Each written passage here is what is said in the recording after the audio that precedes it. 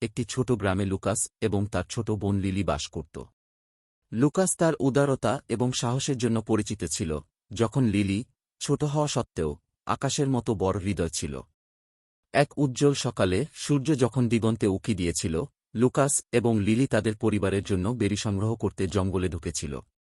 হাসতে হাসতে আড্ডা দিয়ে তারা বনের পথ ধরে চলে গেল, তাদের বন্ধন আগের মতোই মজবুত। যখন তারা বনের গভীরে ঘোরাফেরা করছিল, হঠাৎ ঝোপঝাড়ের কোলাহল তাদের চমকে দিল। ক্ষতবিক্ষত পাখি বেরিয়ে এল, তার ডানা পতিত ডালের নিচে আটকে আছে। বিনা দ্বিধায় লুকাস সাহায্যের জন্য এগিয়ে গেল, আলতো করে পাখিটিকে মুক্ত করে তার হাতে দোলনা দিল।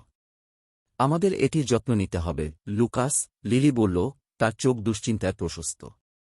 লুকাস মাথা নাড়ল, তার মুখে দৃঢ় সংকল্প। একসাথে তারা পাতা এবং ঘাস থেকে একটি ছোট বাসা তৈরি করে কোমলভাবে পাখিটিকে ভিতরে রেখেছিল। তারা এর পুনরুদ্ধারে সহায়তা করার জন্য খাবার এবং জল নিয়ে ফিরে আসার প্রতিশ্রুতি দিয়েছে। দিন কেটে যায় এবং লুকাস এবং লিলি অধ্যবসায়ের সাথে পাখিটিকে লালন পালন করে স্বাস্থ্য ফিরিয়ে দেয়। তাদের ছোটখাটো সদয় কাজগুলি অলক্ষিত হয়নি এবং শীঘ্রই গ্রামবাসীরা তাদের করুণাময় কাজের কথা শুনতে শুরু করেছিল। এক সন্ধ্যায় যখন তারা আগুনের কাছে বসেছিল, এক ক্লান্ত পথিক তাদের দরজায় কড়া নাড়ল, রাতের জন্য আশ্রয় চেয়েছিল। লুকাস এবং লিলি তাকে খোলা বাহুতে স্বাগত জানালেন, তাদের নম্র খাবার এবং একটি উষ্ণ বিছানা ভাগ করে নিলেন। তাদের উদারতায় মুগ্ধ হয়ে ভ্রমণকারী নিজেকে একজন জ্ঞানী বৃদ্ধ ঋষি বলে প্রকাশ করলেন। তিনি লুকাস এবং লিলিকে একটি উপহার দিয়েছিলেন, একটি জাদুকরী দুল যা একটি নরম আলোতে জ্বলজ্বল করে।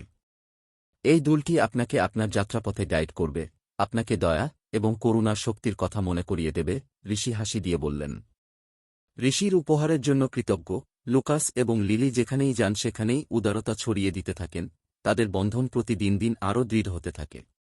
এবং তাই লুকাস এবং লিলির গল্প, ছোট্ট অভিভাবক এবং তার বিশ্বস্ত বোন, গ্রামে একটি কিংবদন্তি হয়ে উঠেছে, সমস্ত জীবের প্রতি তাদের অটল ভালোবাসা এবং সমবেদনা নিয়ে আগত প্রজন্মকে অনুপ্রাণিত করে।